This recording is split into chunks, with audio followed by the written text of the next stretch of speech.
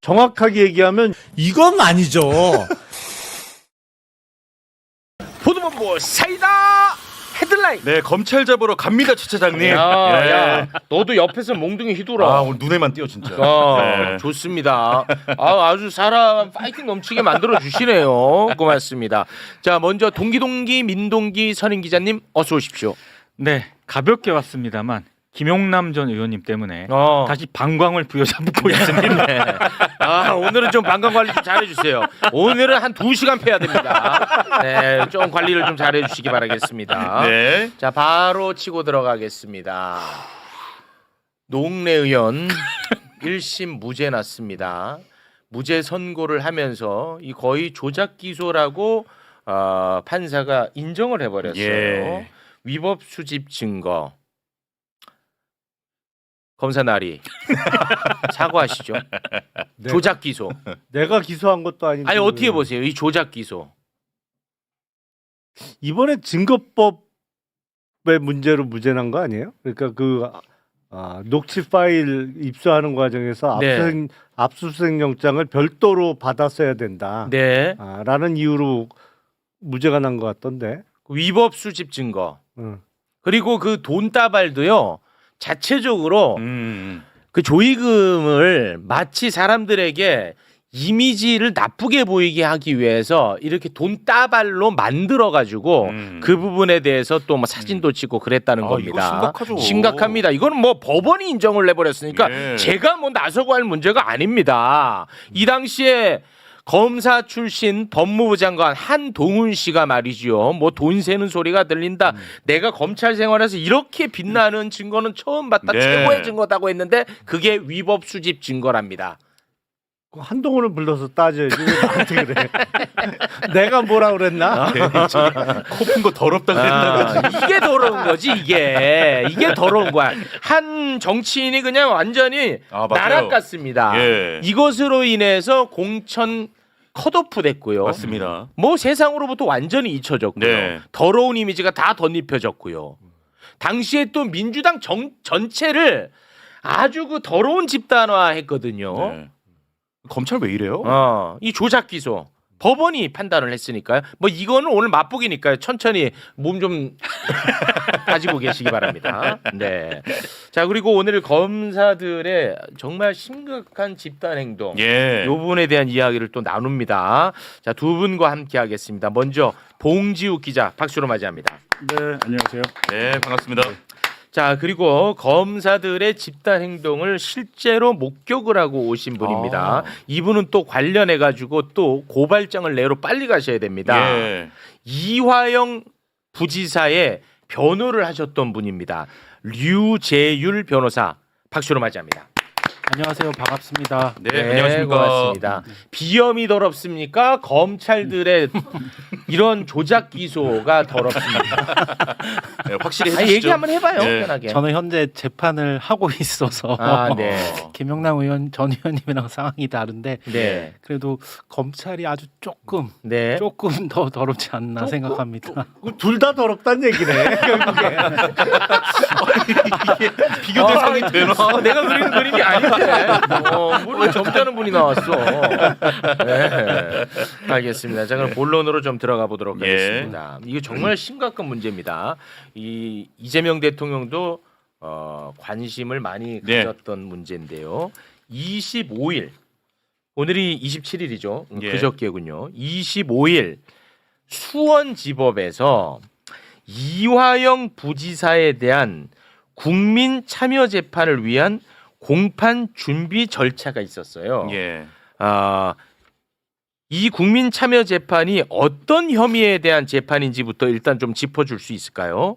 네, 일단 그 이화영 전 부지사가 국회에 나와가지고요 연어술 파티 이런 부분에 대해서 얘기를 한 적이 있지 않습니까? 네, 그 폭로했죠. 예, 근데 그 폭로에 대해서 검찰이 이게 위증이다라고 해가지고 또 기소를 한 겁니다. 그렇습니다. 그 부분에 대한 어떤 그 지금 이제 재판이 진행이 되고 있었는데, 네. 요 재판은 국민 참여 재판으로 진행이 될 예정이었거든요. 네. 그런데 갑자기 지난 25일에 검사 측에서 수사검사 3명, 공판검사 1명 이렇게 4명이 와가지고 재판부 기피 신청을 하고요. 그리고 퇴정을 해버렸습니다. 네. 네.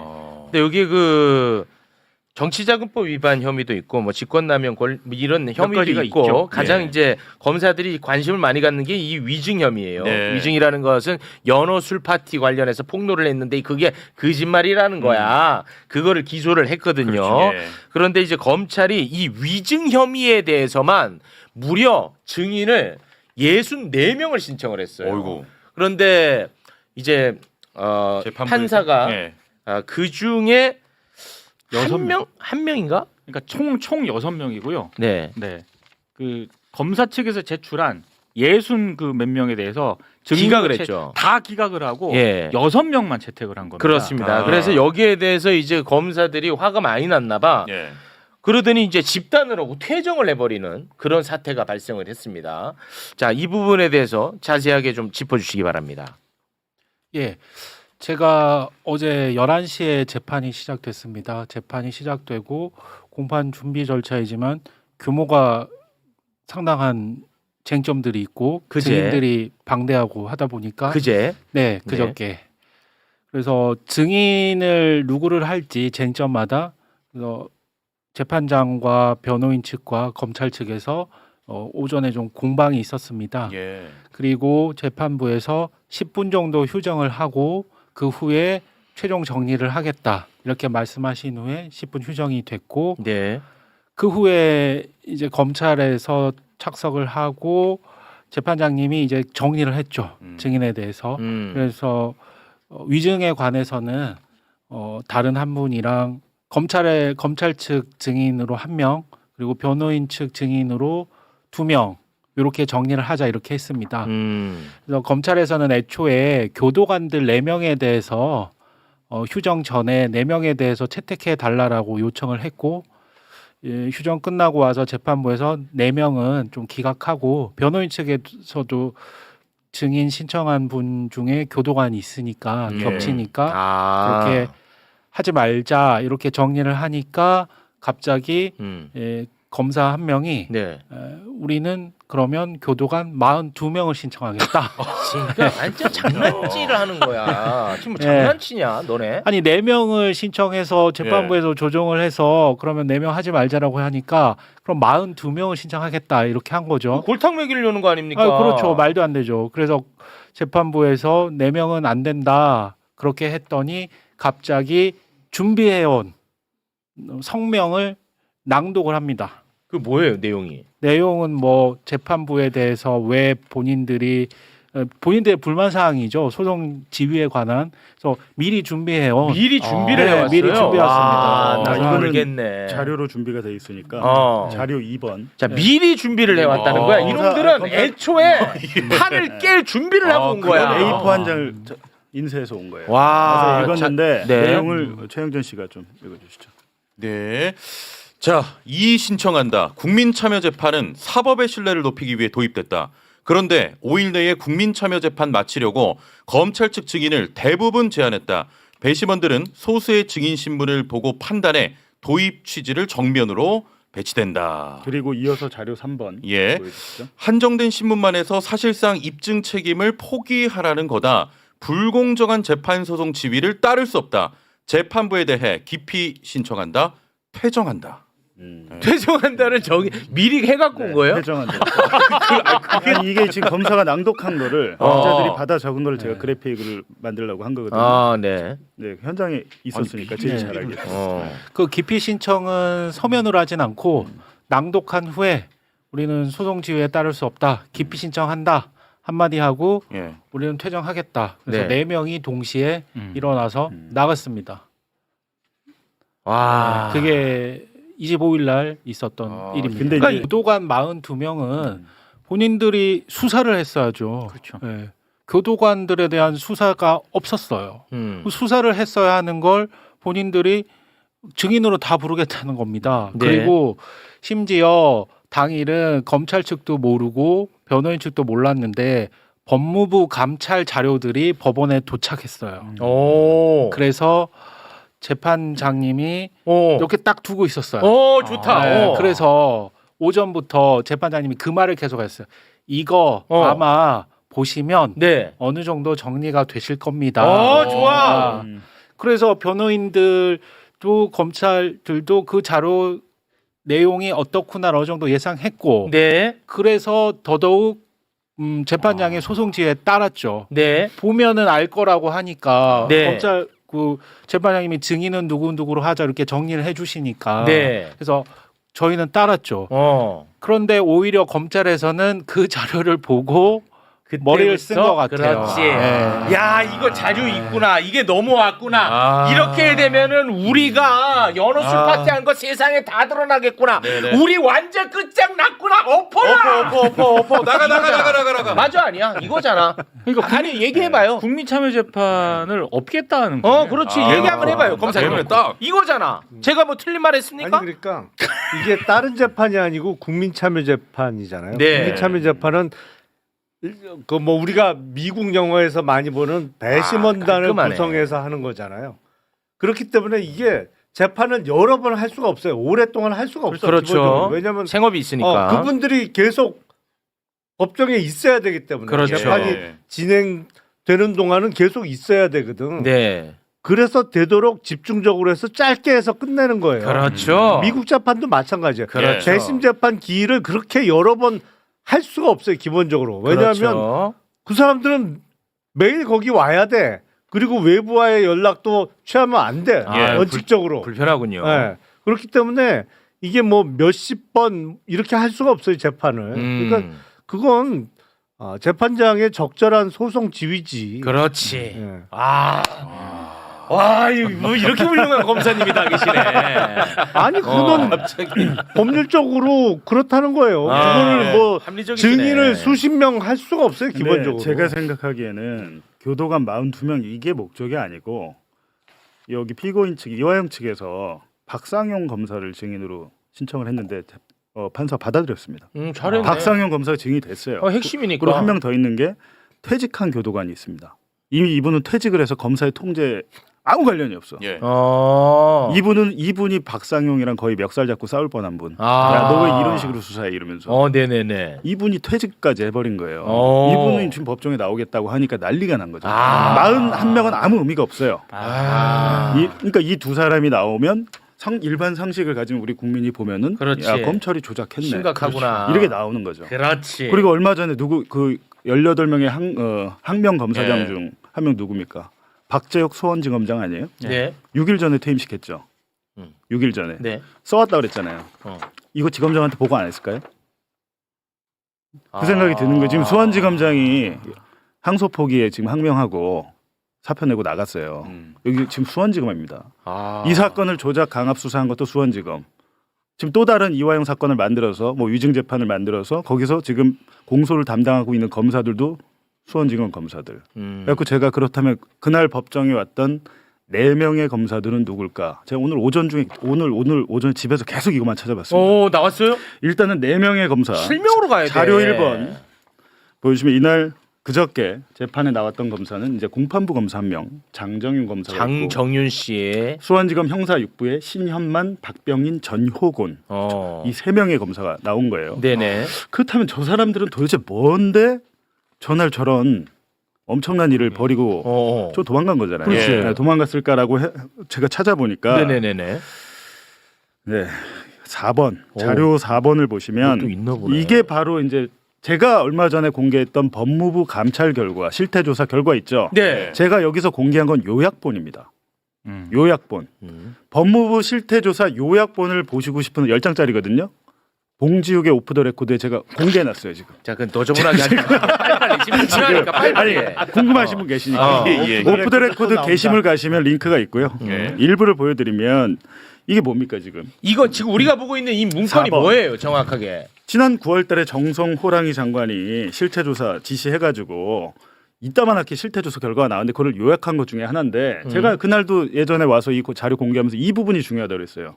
지난해 4월 17일에 수원지검이 우리가 자체적으로 교도관들한테 전화해가지고 다 조사를 해봤더니 술은커녕 연어회나 술은커녕 음식물은 반입조차 된 사실이 없다고 그렇습니다. 언론에 발표합니다. 맞습니다. 그렇죠. 물리적으로 지난 4월 17일 에. 불가능하다고 그랬었습니다. 근데 전날 그렇죠. 근데 그 다음 그 5번 자료를 보시면 그렇다면 그날 자체 조사를 누가 했을까 궁금하잖아요. 자체 조사 누가 했냐? 이 자료를 제가 다시 보니까 검사의 이름은 없는데 이상하게 검사협회하고 전화번호를 써놨어요. 저기다가 검사에 이 검사가 교도관들한테 전화를 했다. 한 3-4명의 검사가 나와요. 지금 여기에. 네. 1504호 검사 보이죠?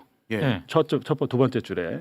그리고 밑에 보면 뭐 또 1509호 검사도 있고 10호도 있고. 그 검사의 방입니다 이게. 예, 수원지검 1504호, 1504, 1510호 검사. 네, 1500 뭐 9호도 있고 한 1504호. 3명의 검사가 밑에 또 있어요. 예, 등장을 예. 하는데 제가 맞춰봤죠. 그럼 저 방에 있는 검사는 누구지? 오, 라는 거 찾은 거예요. 누구야? 근데 보세요. 그러면 15층이랑 수원지검의 공간은 뭐냐? 박상영 검사의 방은 몇 호예요? 1313호. 그렇죠. 1300층이 다르잖아요. 음. 저 15층에는 아까 보신 형사 6부가 있습니다. 형사 6부. 아까 볼 때 어제 그저께 재판정에 왔던 검사들 공판 검사 1명 빼고 나머지 수사 검사들 형사 6부. 형사 6부. 형사 6부가 다 15층. 형사 6부. 이 새끼들 진짜. 그리고 계속해요. 그리고 이제 제가 더 보니까 저 중에 박병인 검사는 이화영 사건 수사에 직접 수사를 했던 담당했던 검사예요.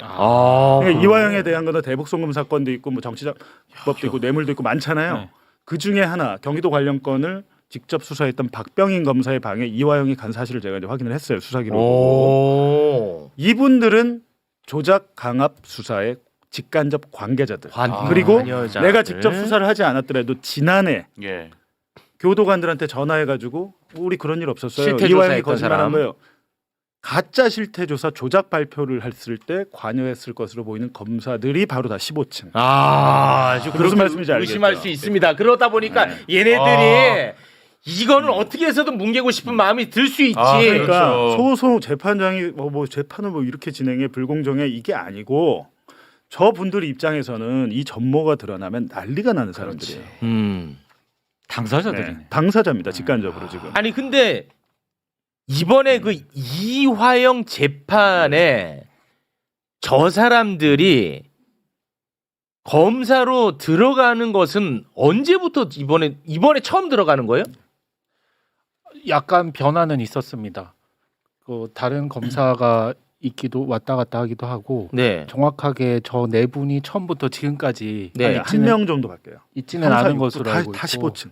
다 네. 15층. 아, 그러니까 원래 했던 사람들로 추정하면 될까요? 지금 4월부터 지금까지는 거의 있었다고 보시면 돼요. 4월부터. 네, 이 공판 준비기일이 4월 정도부터 있었거든요. 아. 이번이 지금 10번째고 그렇습니다.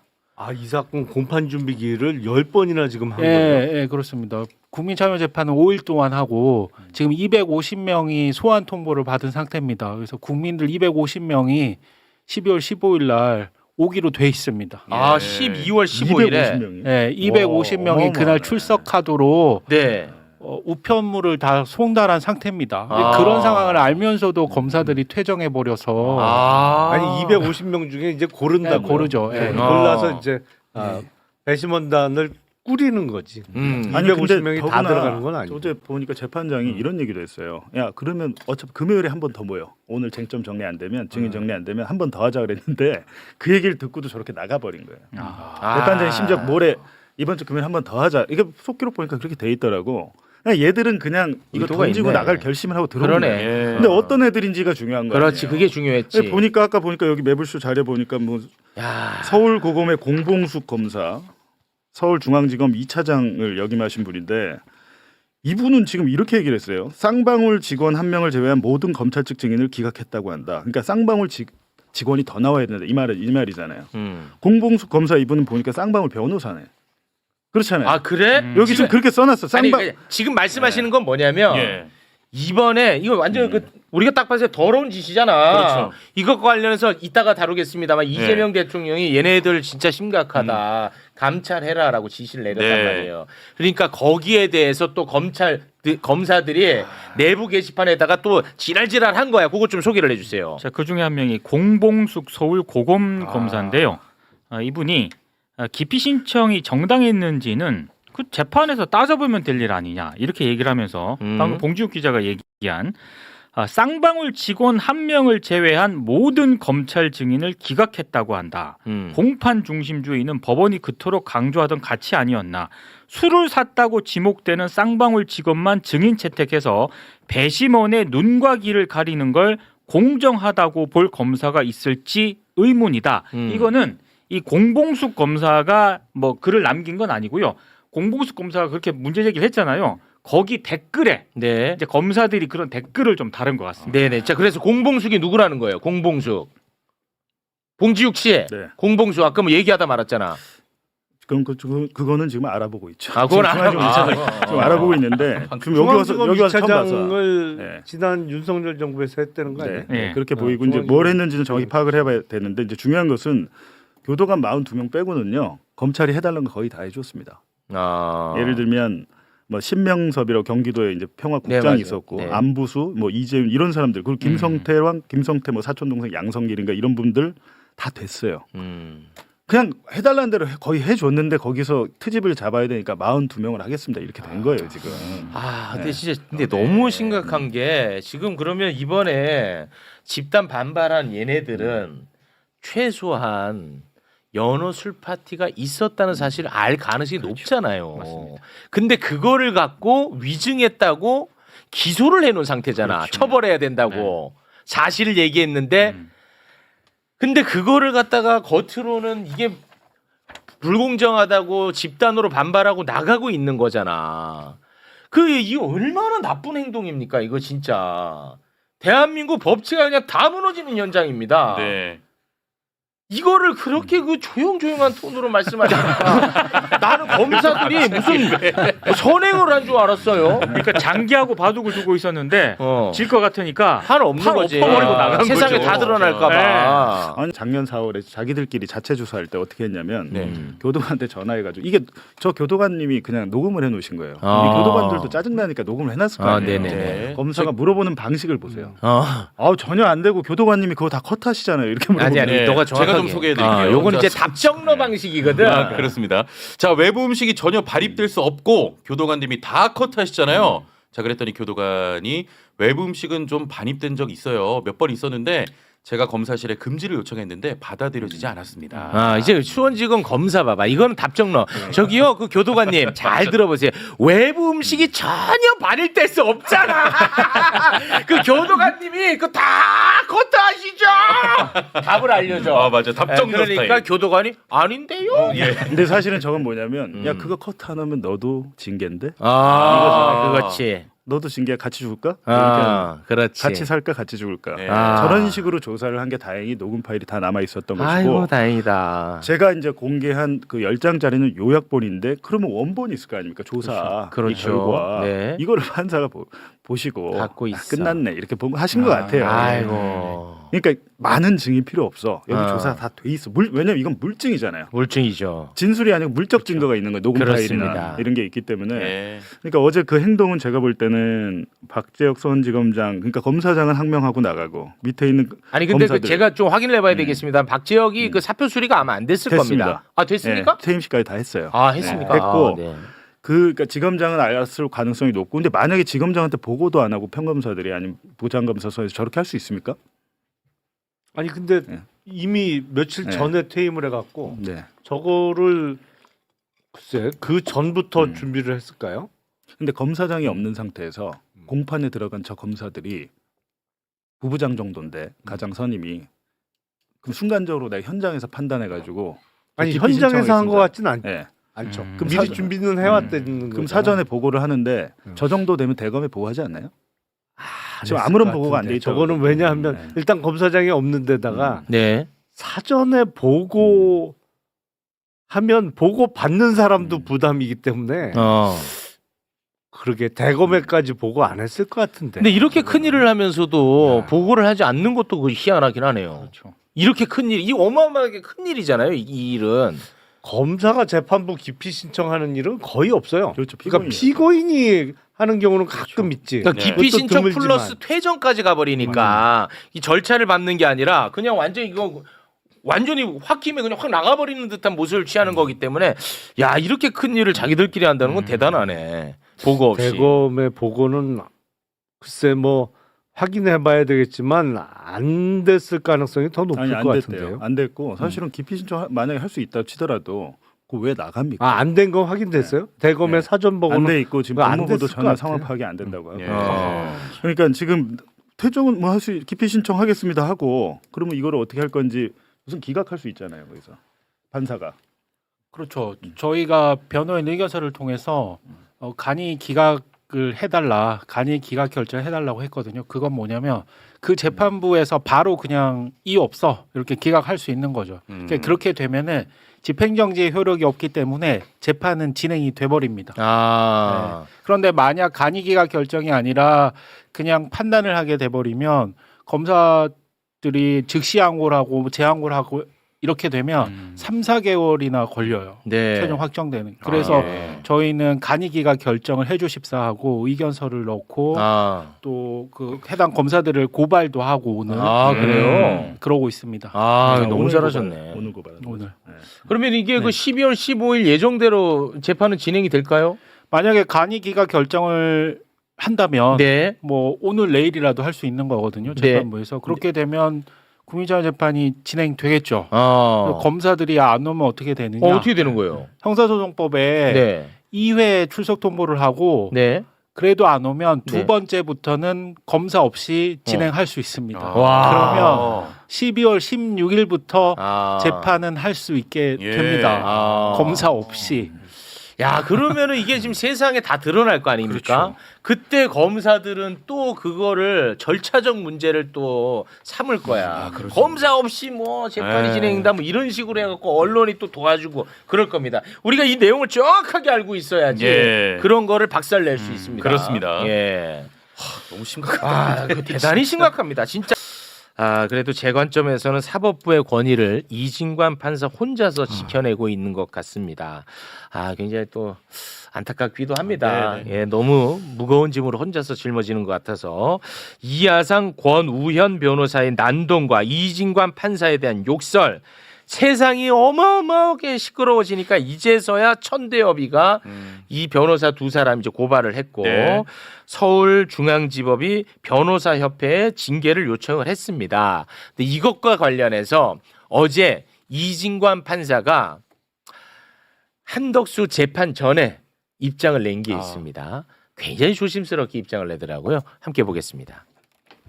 네, 재판 진행에 앞서서 이 사건과 관련해서 법정 질서 위반 행위 등에 연이은 여러 가지 사태에 대해서 재판부 보호 조치를 취해 주신 대법원과 서울중앙지방법원에 감사 말씀드립니다. 뭐 여러 가지 궁금한 사항이 있을 수도 있는데 그 내용들을 지금 말씀드리는 건 오히려 부적절하다고 보입니다. 그래서 뭐 더 말씀드릴 건 아닐 것 같고요. 다만 이제 재판부로서는 최선을 다하고 있다는 점하고 일단 뭐 한번 지켜보시라고 이렇게 말씀을 드리겠습니다. 네. 그 천대엽이가 이제 그 고발한 건에 대해서는 이제 경찰이 수사 착수했고요. 그리고 대한변호사협회도 이하상 권우현 변호사를 조사위원회에 회부를 했다고 합니다. 네. 지금 우리가 이제 두 건을 다뤘습니다. 이화영 부지사 재판에서 집단으로 퇴정한 검사들 심각한 문제잖아. 얘기를 예. 듣고 보니까 그렇죠. 그리고 김용현 변호인, 권우현, 이하상 변호사의 문제 이게 심각하잖아요. 그렇습니다. 이 두 건과 관련해서 이재명 대통령이 직접 감찰과 수사를 지시를 했거든요. 관련 내용 강유정 대변인의 목소리로 함께 보겠습니다. 이재명 대통령은 최근 사법부와 법관을 상대로 행해지고 있는 일부 변호사들의 노골적인 인신 공격과 검사들의 재판 방해 행위에 강한 우려와 유감을 표명했습니다. 이 대통령은 법과 원칙에 따라 신속하고 엄정한 감찰과 수사를 진행할 것을 지시했습니다. 너무나 적절한 시기에 너무나 정확한 당연하죠. 조치라고는 보는데 네. 저는 약간 각을 틀어서 두 분한테 이런 질문을 좀 드려보고 싶습니다. 어제도 잠깐 이야기를 했는데 지금 해외 순방 오자마자 대통령이 관련 지시를 내린 건데 이런 것은 사실 민정수석 차원에서 좀 뭔가 좀 안 보이는 쪽에서 이렇게 좀 조율을 하고 하면은 또 좀 보기가 더 좋지 않을까요?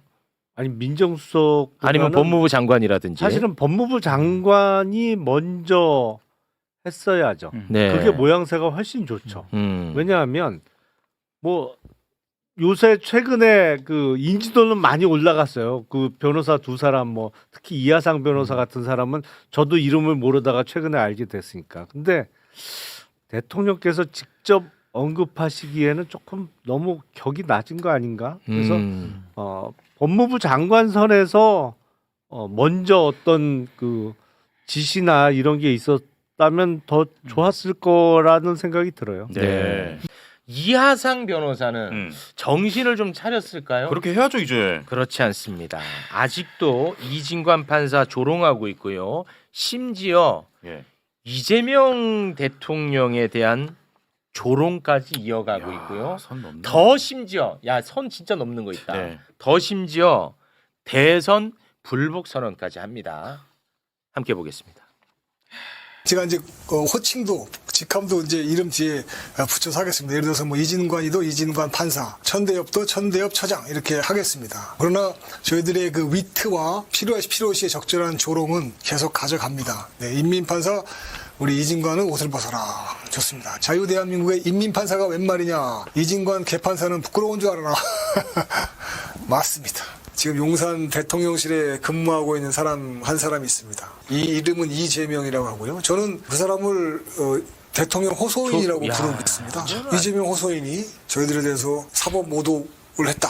이런 식으로 프레임을 만들고요. 수사를 하라, 뭘 하라 이렇게 지시를 했다고 하더라고요. 강유정 대변인 호소인을 통해서 이야기를 한 것 같던데 저희들은 오히려 즐거웠습니다.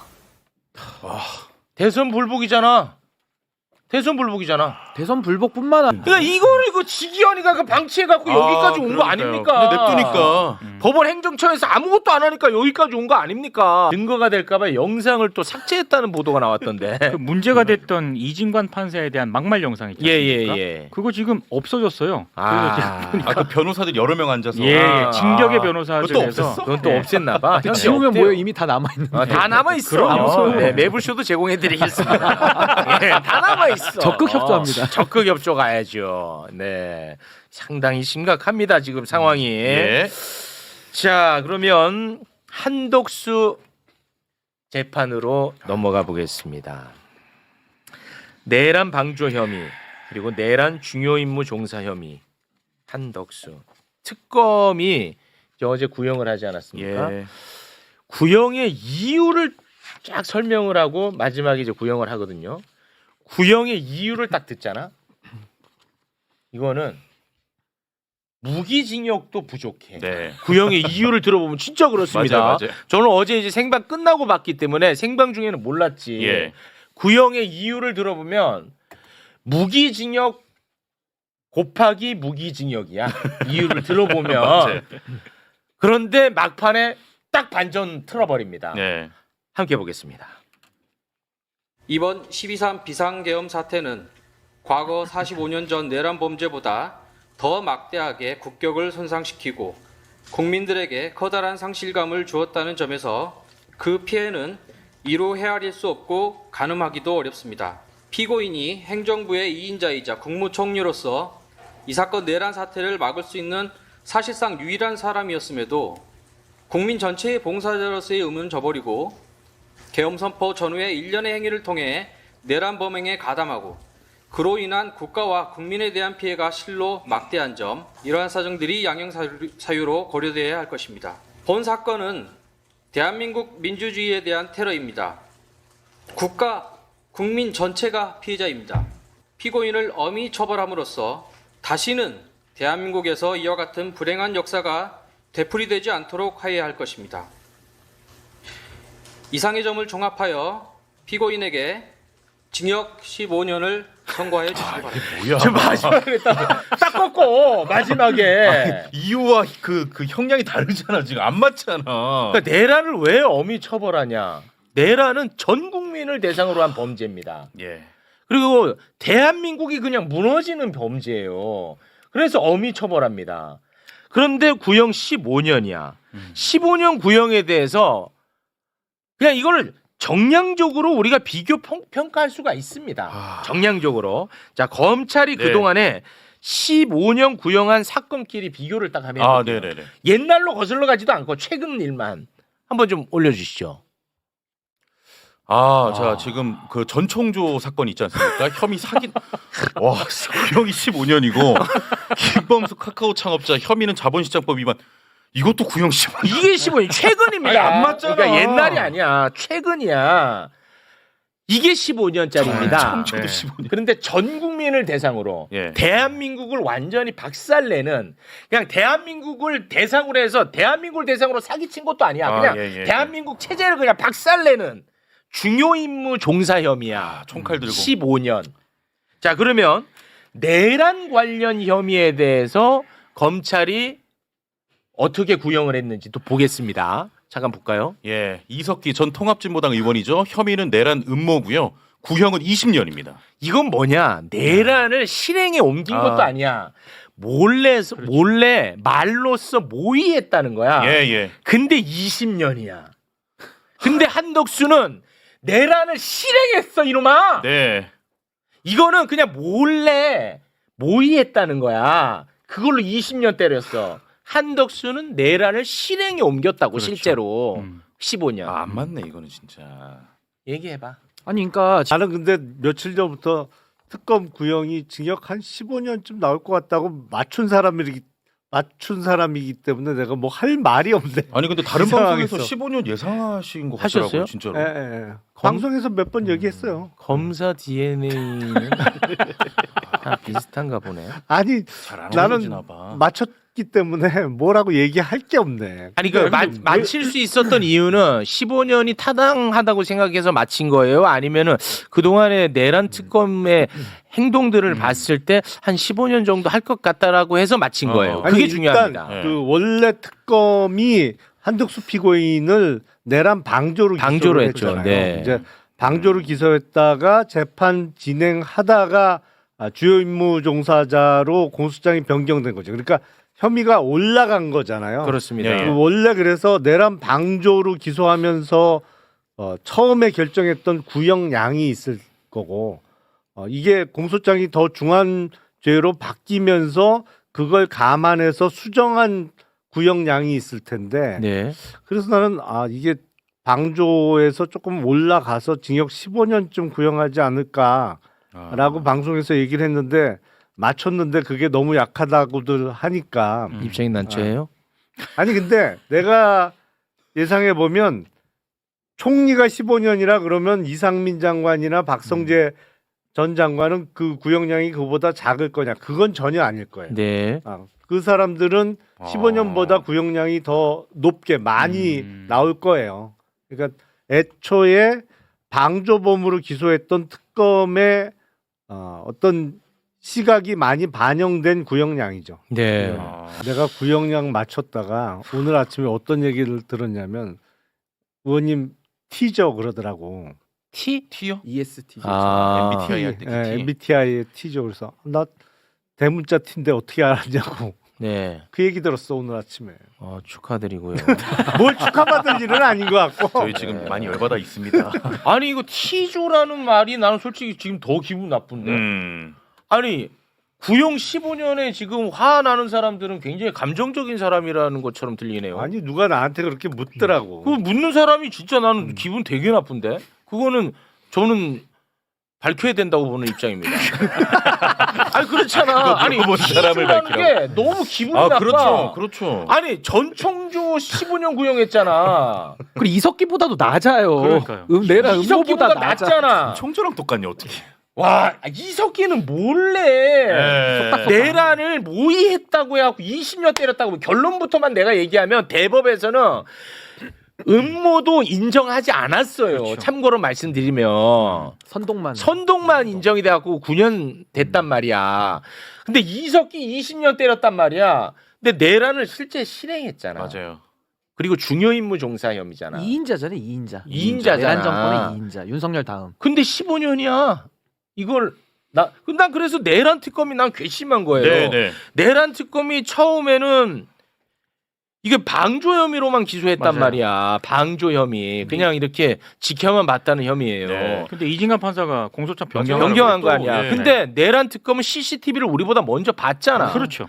그게 방조야? CCTV 봤는데 그렇지. 이런 제 행동에 대해서 최욱 씨 T조라고 물어봐야 되는 거 아니야? 내가 여기 감정이 뭐가 있어? 그럼요. 내 톤에는 감정이 있겠지만 내용에 감정이 들어간 게 있습니까? 없습니다. 근데 내란에는 그렇죠. 분노하셔도 돼요. 내란에 분노하지 않는 사람이 대한민국 국민 자격이 없는 겁니다. 그렇죠. 네. 분노해야죠 당연히. 그리고 나서 대선까지 나왔잖아요. 그렇습니다. 네. 그래서 이제 그 얘기를 좀 한번 해볼까 네. 하는데요.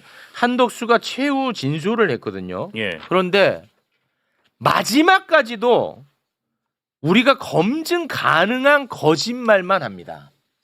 싹 다 거짓말. 예. 아주 나쁜 사람이야 진짜. 반성 안 합니다. 그냥 싹 다 거짓말입니다. 네. 일단 함께 보시죠.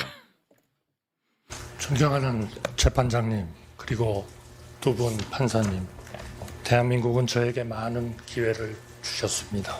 그 길 끝에 비상계엄 선포 사태를 만나리라고는 꿈에도 예상치 못했습니다. 그날 밤 대통령께서 비상계엄을 하겠다고 하시는 순간 저는 말할 수 없는 엄청난 충격을 받았습니다. 절벽에서 땅이 끊어지는 것처럼 그 순간 이후의 기억은 맥락도 없고 분명치도 않습니다. 절대로 동의할 수 없는 일이기에 어떻게든 대통령의 뜻을 돌리고자 노력하였으나 도저히 힘이 닿지 않았습니다. 저 혼자서는 막을 도리가 없다고 판단해 다른 국무위원들을 모셔서 다 함께 대통령의 결정을 돌리려 했습니다만 그 역시 역부족이었습니다.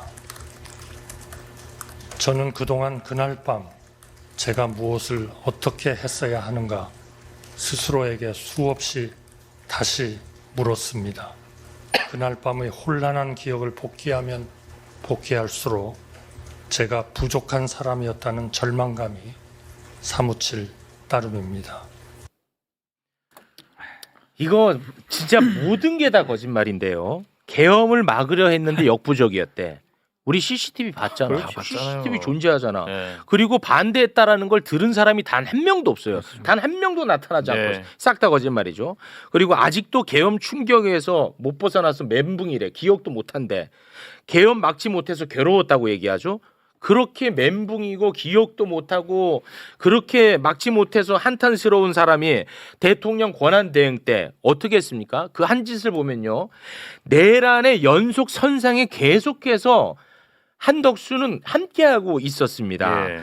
헌재에서 윤석열 탄핵 심판을 해야 되는데 헌법재판관 3명이 부족한 거야. 아. 없었어요. 네. 그래서 국회에서 3명을 선출합니다. 그랬죠. 네. 그런데 대통령 권한대행이었던 한덕수 그 임명하지 않았어요. 임명 거부했죠. 거부했어요. 그때 멘붕이었던 한덕수의 모습을 그럼 멘붕인지 아닌지 잠깐 그때 그 장면 보고 오겠습니다. 여야가 합의하여 안을 제출하실 때까지 저는 헌법재판관 임명을 보류하겠습니다. 여야가 합의하여 안을 제출하시면 즉시 헌법재판관을 임명하겠습니다. 너가 뭐가 멘붕이야? 기억난다 저때.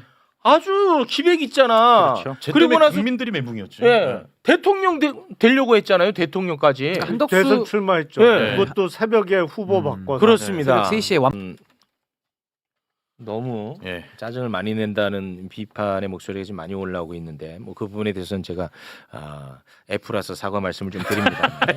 내용에 있어서는 뭐 감정적인 부분이 없습니다. 내용에 있어서는. 아니 네. 근데 이제 우리가 뭐 구형 갖고 오래 얘기했는데 일단 윤석열, 김용현 여기가 한덕수보단 구형이 높아야 될 뭐 거잖아요. 그렇겠죠. 당연히. 네네네. 그리고 제가 보기에는 국무위원 중에도 이상민, 박성재 이 장관이 한덕수 피고인보다 구형량이 높을 거예요 아마. 그런 걸 좀 염두에 두시면 네.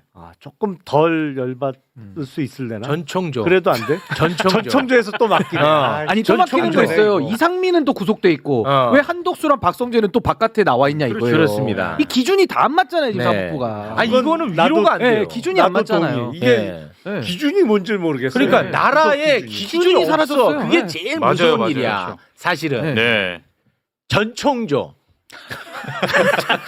아니 여러분 제가 전청조 닮았다고 전청조 편드는 게 아니고 전청조는 뭐 처벌 받아야 됩니다. 편드는 게 아니고 어떻게 이게 동일선상에 있냐는 거야. 이게 말이 되냐는 거예요. 이게 나는 도저히 받아들일 수 없는 거야. 그러니까 전청조랑 비교하니까 딱 이해가 돼. 전청조. 이게 말이 되냐고. 말이 진짜. 안 되잖아. 15년 어떻게 같은 아니, 15년 그거 검찰은요. 검찰 개혁과 관련해서 그 입 다물어라.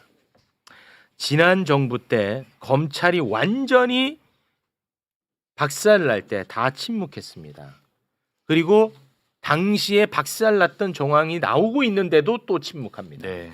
다물어 검찰은. 쉿 앞으로.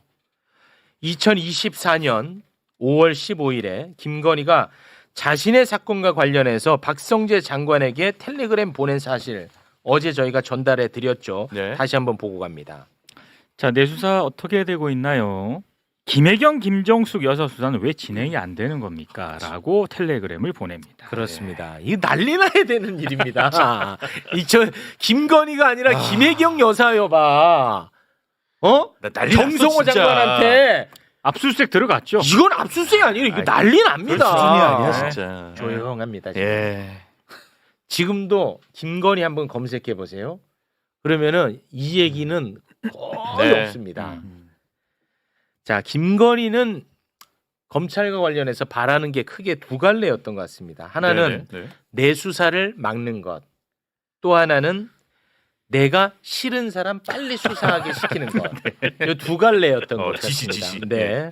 자, 그러면 내 수사 막는 것에 대한 이야기부터 좀 한번 해보겠습니다. 5월 15일에 보낸 텔레그램이 이것 말고 또 공개가 됐거든요. 예. 이원석 검찰총장이 5월 2일에 수사팀 구성을 지시하지 않습니까? 그 김건희 맞춤형 검찰 그 동향 다시 한번 보여주시겠습니까? 네. 저기 5월 2일에 2024년입니다. 네. 이원석 당시 검찰총장이 디올백 사건 수사팀 구성을 지시를 합니다. 그렇습니다. 요까지만 보면 됩니다. 예. 네. 지시했잖아요. 네. 김건희 수사팀과 관련해서 검찰 내부 사정을 아주 잘 아는 누군가가 이것과 관련해서 문건을 작성을 합니다. 누군지는 몰라요 아직까지. 예. 그 문건을 김건희에게 누군가가 작성해서 줬나 봐. 네네. 그래서 그 김건희가 그 문건을 박성재에게 보냅니다. 그 문건의 이름은 전담 수사팀 구성 지시에 관한 검찰 상황 분석. 미쳤지. 야, 이건 전문가 냄새가 와, 납니다. 그럼 이 문건에 어떤 내용이 들어가 있는지 일부만 소개해 주십시오. 자, 거기에 이런 내용이 있습니다. 아까 수사팀 지시했다는 그런 소식 전해드렸잖아요. 예. 그 이원석 검찰총장이 수사팀 구성 지시를 한 건지 아니면 김창진 당시 서울중앙지검 1차장이 이원석 총장에게 건의를 한 건지 법무부 검찰국장을 통해 이거 누가 한 건지 확인이 필요하다. 이런 내용이 있는 거예요. 이런 문건을 누군가가 작성을 한 거야. 그걸 김건희한테 보냈어. 김건희는 그거를 법무부 장관한테 보내는 거야. 근데 이걸 과연 누가 작성했을까? 별로 언론이 관심을 안 갖더라고요. 나오진 않았고. 나오진 않았어요. 예. 근데 내가 또 강력하게 의심합니다. 예. 자, 다시 한번 그 김건희 맞춤형 검찰 인사 정황 다시 한번 그거 올려주시겠습니까? 자, 이거 보시면은 5월 2일, 5월 4일, 5월 12일 뭐 이렇게 쭉 돼 있잖아요. 예. 요 사이에 아주 중요한 일이 하나가 있었어요. 5월 4일과 5월 12일 사이에 대단히 중요한 일이 발생합니다. 네. 김주현 민정수석을 임명합니다. 5월 7일입니다. 5월 7일 임명을 해. 네. 그리고 긴박하게 돌아갑니다. 어떻게 할래? 그러니까 시원치 않았던 것 같아. 그러니까 김주현이 온 거죠. 김주현이 5월 원래 7일에. 민정수석실 자체가 없었잖아요. 그렇죠. 그런데 갑자기 5월 7일 임명을 해버린단 말이야. 예. 여기 중간 아까 다시 한번 그 일정 좀 올려주시겠습니까? 이때 5월 7일에 쑥 들어갑니다. 김주현 쑥 들어갑니다. 네. 쑥 5월 7일 들어가죠. 저 문서 작성자 찾아야죠. 문서 작성자. 검사님? 김주현. 아니 근데 저 문건 내용은 검찰을 모르는 사람은 작성할 수 없는 문건이에요. 그렇죠. 네. 매우 잘 아는 사람이 작성한 거예요. 그렇습니다. 그러니까 근데 공교롭게 그것도 난 처음부터 말이 안 된다고 했는데 대통령실의 민정수석실을 없애겠다고 했잖아요. 그랬죠. 네. 그리고 나서 2022년 그 취임하고 나서 정말 민정수석실을 없앴어. 없었어요. 네. 그래서 저건 현명한 조치가 아니다. 민정수석실이 왜 나쁜 일만 했냐 그동안. 민정수석실이 큰 업무가 그 대통령실 내 직원들에 대한 내부 감찰 기능이 또 큰데 네. 민정수석실 자체를 없애면 대통령실에 근무한다고 어디 가서 돌아다니면서 폼 잡고 나쁜 짓 하는 사람 그 누가 기강을 잡냐. 물론 네. 공직기강 비서관실이 있지만 수석이 있는 거하고 없는 거하고는 또 하늘과 그렇죠. 땅 차이거든. 예. 그리고 그 나쁜 짓 하는 사람이 비서관보다 더 상급자면 어떡할 거야 그거. 그렇습니다. 그래서 그랬는데 하여튼 뭐 고집 피우고 없애더니 또 어느 날 갑자기 또 만들었어요. 민정수석실을. 5월 7일. 5월 7일 날. 임명. 근데 이거는 뭐 검찰을 아는 사람이 작성한 문건일 테고 문제는 이게 왜 영부인한테 들어갔냐. 이 문건이 아니 내부적으로 만들 수는 있다고 봐. 그러니까 뭐 이게 민정수석실에서 만들었건 아니면 대통령실의 다른 데서 만들었건 만들 수는 있는데 이게 왜 어떤 루트로 아무 그 공직이 없는 공직자가 아닌 대통령의 영부인한테 이 문건이 들어갔냔 말이야. 그걸 또 법무부 장관한테 보내줘. 아니 그러면 누가 대통령인 거야 도대체? 미쳐요.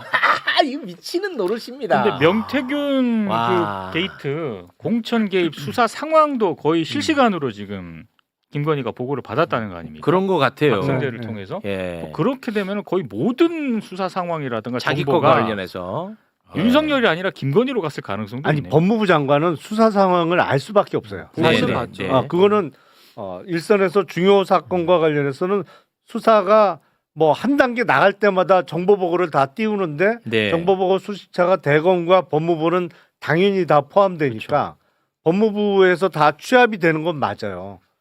그래서 장관한테는 보고가 되지. 네. 근데 이 개념 없는 장관이 그걸 영부인한테 보내주면 안 되는 거지. 그거는. 그렇습니다. 아니, 그래서 그거 저는- 자체가 공무상 비밀 누설이죠. 아니 그래서 저는 디올백 리스크는 김건희 입장에서는 이제 끝났다고 보는 거예요. 5월 15일부로. 네. 그럼 이제 하나가 남습니다. 도이치 모터스. 도이치. 근데 김건희는 참 행복한 사람인 게 본인에 대한 수사 지시를 본인이 합니다. 네, 대단히 행복합니다. 이제 도이치 남았죠. 예. 작년 10월 10일에 한동훈이 김건희의 도이치모터스 주가 조작 관련해 가지고 한마디를 한 게 있거든요. 그거 잠깐 좀 띄워주시겠습니까? 자, 저 얘기를 기자들 앞에서 하는데요. 네. 검찰은 국민이 납득할 만한 결과를 내놓아야 한다. 예, 이렇게 얘기를 합니다. 예. 그러자 같은 날 윤상현이가 윤상현. 페북에다가 글을 하나 올려요. 예. 자, 저렇게 올립니다. 아니, 검찰이 김건희 도이치모터스 관련 의혹에 대해 국민이 납득할 만한 수사 결과를 내놔야 한다니 법과 원칙에 맞는 수사 대신 지금 여론 재판을 열자는 것입니까? 라고 윤상현이 이제 쓰는 거죠. 박살을 내는 거예요. 네. 그러자 김건희가 이 페북 글을 링크 걸어가지고 박성재에게 보내요. 디올백은 해결했잖아. 이제 도이치모터스 해결해야 되잖아. 10월 10일에 보낸 거야. 그리고 10월 17일에 불기소 처분. 야, 현직 법무부 장관이 무슨 수사 끝. 근데 왜 이때는 검사들 안 들고 일어나는 거야? 왜 안 들고 일어나는 거 있죠? 조용합니다 지금. 윤상현 의원이 페이스북에 이 글을 쓴 게 본인의 독자적인 결정이었을까? 그렇지. 그것도 우리가 또 염두에 둬야 됩니다. 링크 줬을 수도 있죠. 그렇습니다. 네, 윤상현. 예. 아니 김건희가 윤상현 의원 페이스북을 늘 이렇게 들여다볼 리는 만무하잖아. 네. 보는 거 별로 좋아하는 것 같지도 않아요. 문자를. 그렇습니다. 아마 이제 우리가 좀 악의적으로 한번 추측을 해보자면 예. 한동훈이가 얘기를 합니다. 그 이야기를 한 것을 윤상현에게 링크 보냅니다. 그럼 윤상현이 이거 내가 먼저 했어야 되는데 하고 글 올립니다. 올리고. 그러면 요거를 또 링크 보냅니다. 이 시스템이 구축돼 있는 거 아닌가? 시스템. 김건희 씨. 검사들 이런 거는 볼만한가 봐.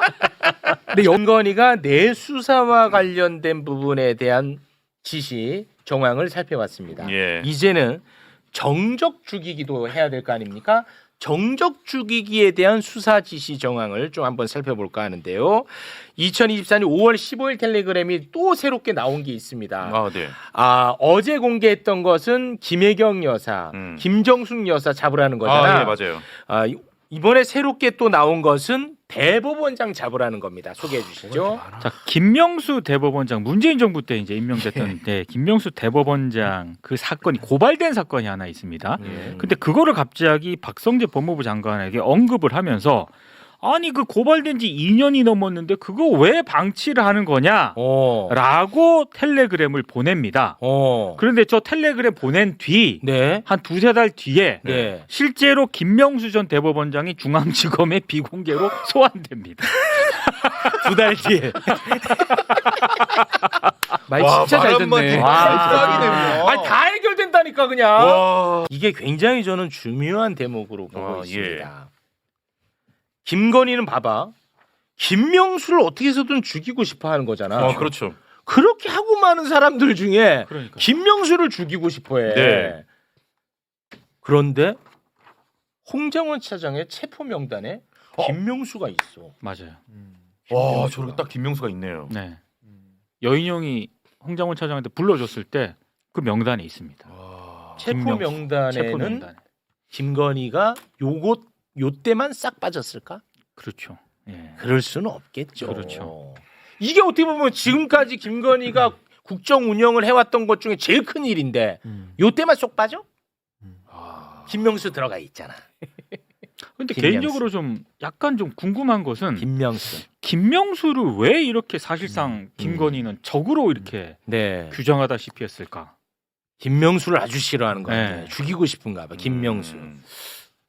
자신의 공범들에 대해서 유죄를 선고한 법원에 대한 반감 아니었을까요? 도이치모터스 주가 조작과 관련해서.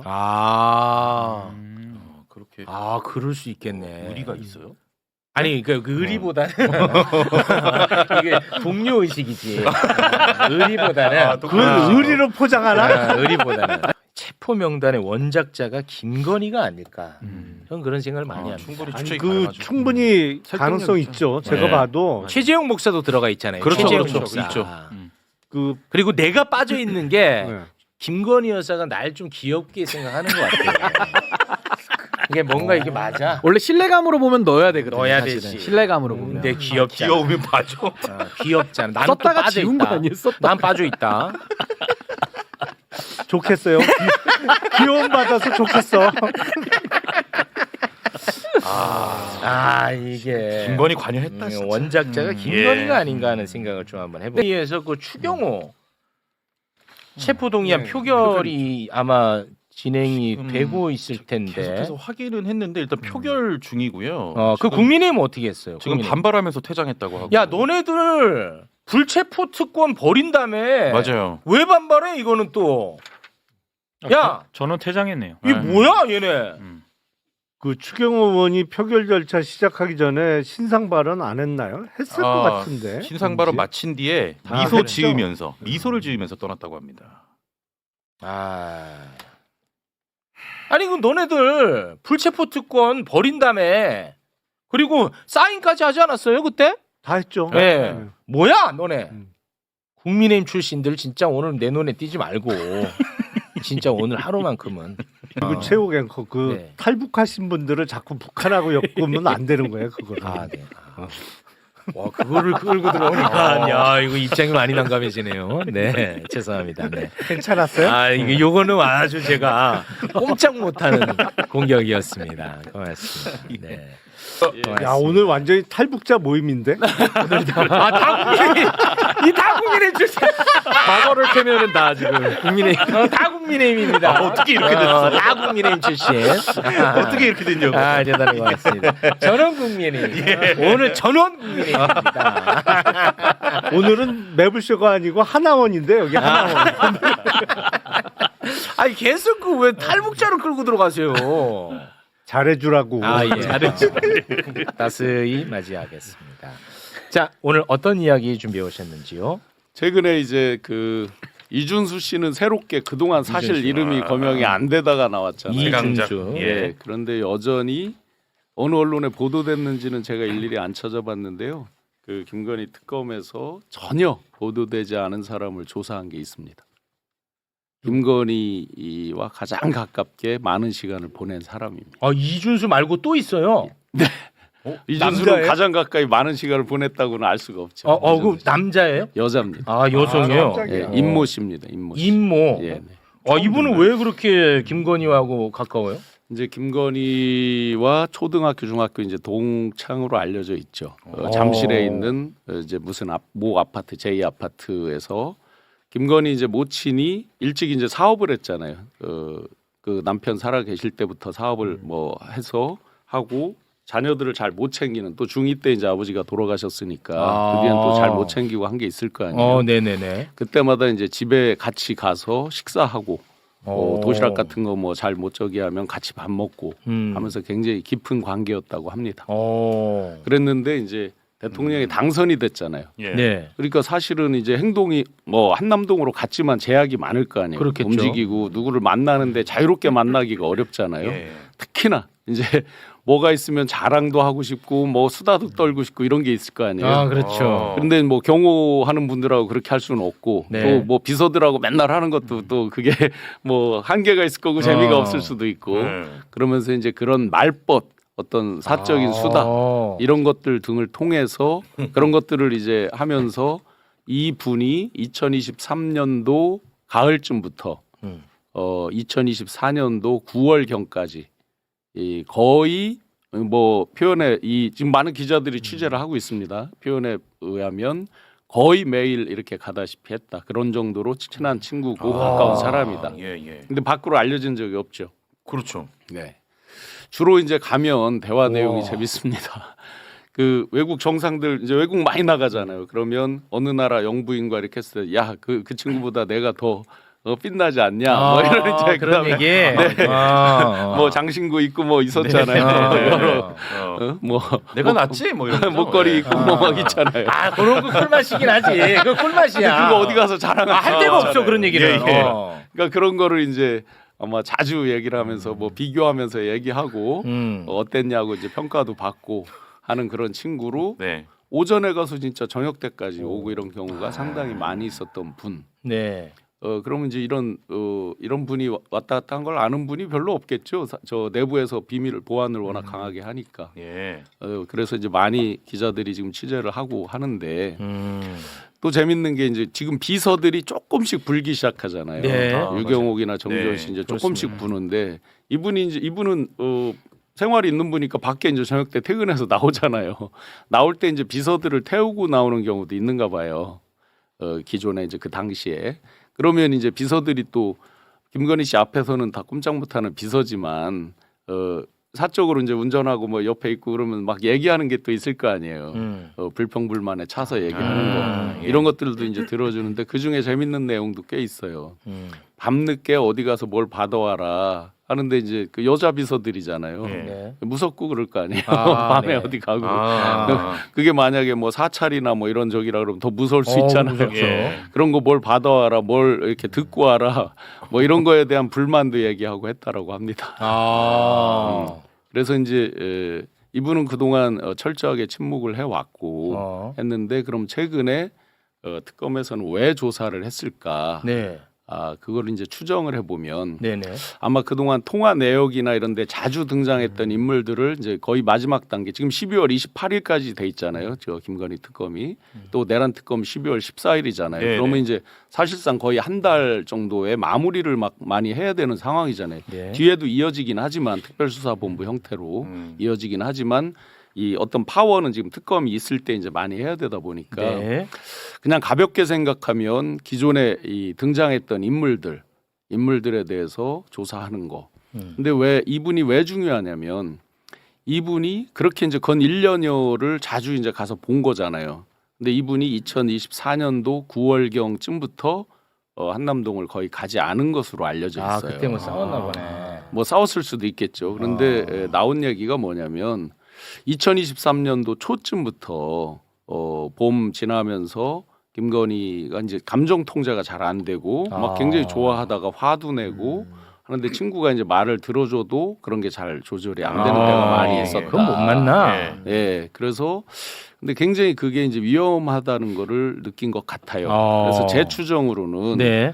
이분이 아마 그런 내란의 정황 이런 것도 좀 보지 않았을까. 이건 추정입니다. 뭐 여쭤본 게 아니니까 그런 느낌이 있지 않았을까라는 생각도 듭니다. 그 아까 이제 좀 전에 말씀해주신 박성재 장관과의 대화 이런 거는 5월달 기준이잖아요. 5월 15일자 기준이잖아요. 네, 그 제가 드린 거 중에 5번, 6번 한번 봐주시면. 네. 실제로 이제 지금 언론에 텔레그램으로 주고받은 게 공개된 거는 2024년 5월 달입니다. 그죠? 그렇습니다. 5월 15일. 1탄입니다. 제가 보기에. 네, 그 1탄이죠. 1탄입니다. 왜냐하면 2탄은 아직 공식적으로 오픈하지 않았습니다. 2탄은 아마 명태균 게이트 이후부터 12.3까지가 되겠죠.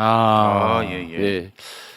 그래서 지금 보시면 2002년 9월 중순에 명태균 게이트가 불거지기 시작해서 제가 명태균 그 여론조사 공개한 게 10월 27일이거든요.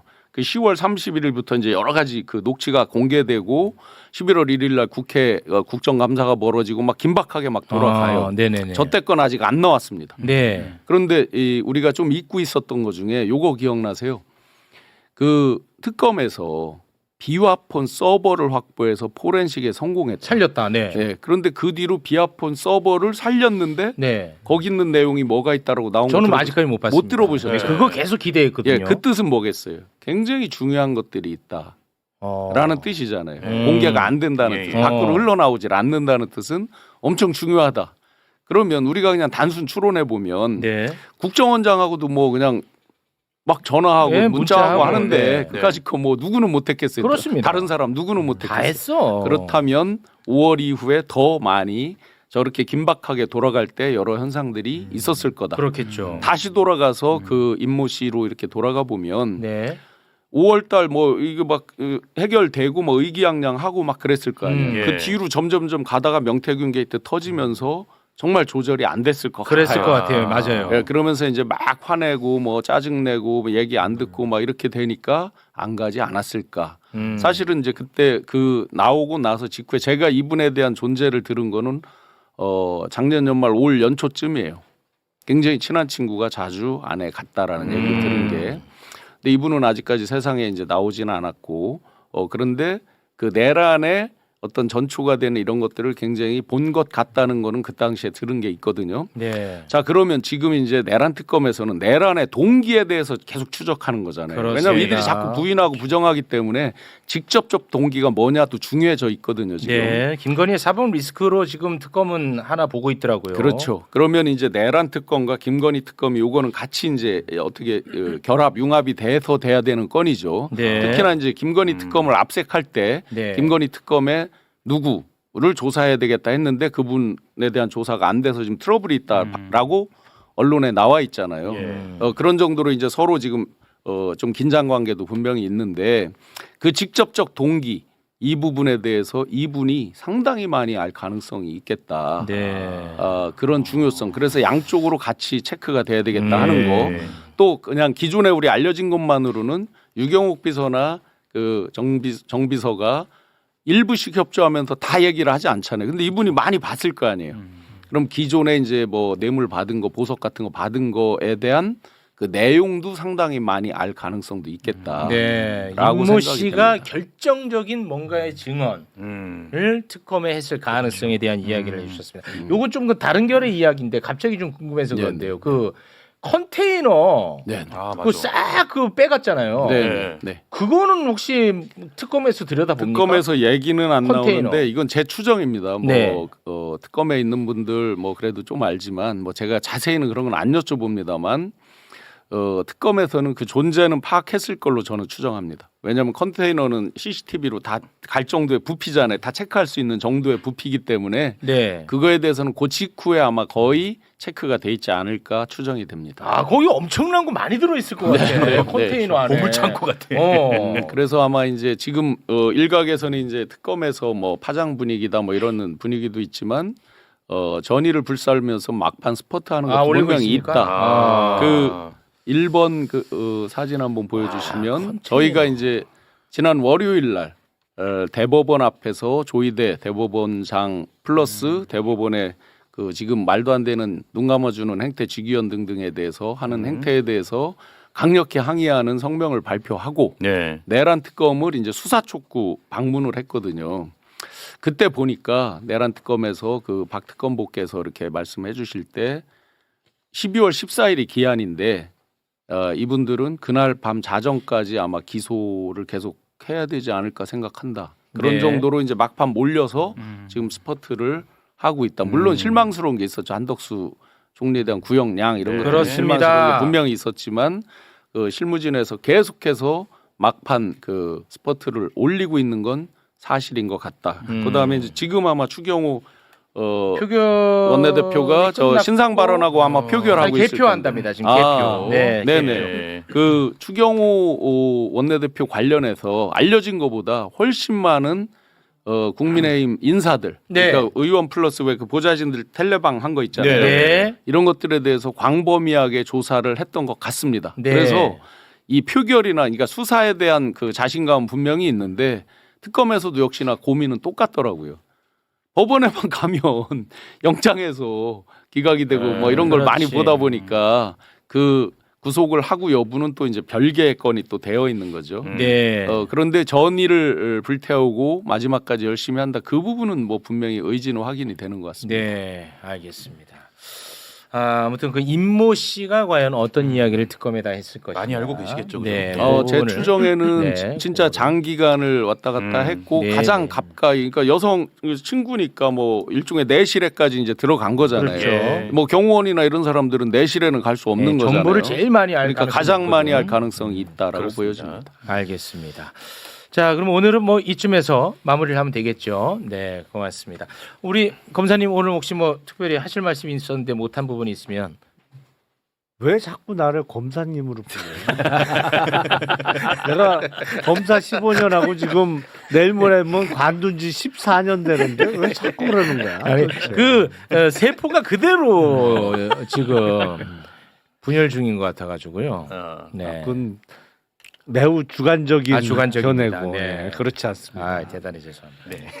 어제 오늘 방송은 정말 많은 분들이 좀 봐주었으면 하는 바람이 있습니다. 네. 꼭 좀 많이 주변에 알려주시면 감사하겠습니다. 자, 그러면 오늘은 네 분과 여기서 인사 나누고요. 2부에서는 또 경제 이야기 함께 나눠보도록 하겠습니다. 지금 뭐 말씀드리는 순간 개표 결과가 나온 것 같은데요. 근데 이 결과가 무슨 뭐 큰 의미가 있나? 무조건 당연히 통과되는 거죠. 되는 거지. 지금 댓글에서 야, 빨리 개표 결과에 결과면 난리시는데 그 뭐 이렇게 이게 중요한가? 이거 어차피 그냥 통과되는 건데. 아니 그러니까 범여권에서 누가 표결에 불참했느냐 그거는 그걸 중요하지. 가려내는 정도의 의미는 있겠죠. 맞습니다. 누가 어디 출장 갔나 아니면 뭐 어디 아픈가? 예를 들어서 김용태라든지 이런 애들이 표결에 참여했냐 안 했냐. 김재섭 뭐 김재섭이라든지 요런 애들이 참여했냐 안 했냐. 요런 거는 이제 우리가 좀 관심 있게 볼 만한 지점이 안 했을 됩니다. 것 같은데요, 왠지. 그래요? 그러면 또 행동하고 말이랑 달라지는데. 그러니까 어쨌든 안 했을 것 같아요. 했겠지. 내기할까요? 그러면 저는 안 한다. 안 한다. 네. 역시 제 주식을 다 걸겠습니다. 금융치료가 최고야. 네. 그 와중에 국민의힘 퇴장하면서 보이콧 규탄 대회 개최한다고 또 난리네요. 국민의힘. 아니 너네 아니 불체포 두고 내려놓는다고 난리 쳤잖아. 너네 이렇게 하면 큰일 나 너네. 이미 사인했어요. 사인했고. 사인까지 다 했잖아. 그 증거가 얼마나 많은데 왜 그래? 에휴 참나. 지금 뭐 KBS 속보로도 국회 본회의 통과했다고 합니다. 체포동의안. 고맙습니다. 자, 네 분과 여기서 인사 나누겠습니다. 네 분 대단히 고맙습니다. 감사합니다. 네, 감사합니다.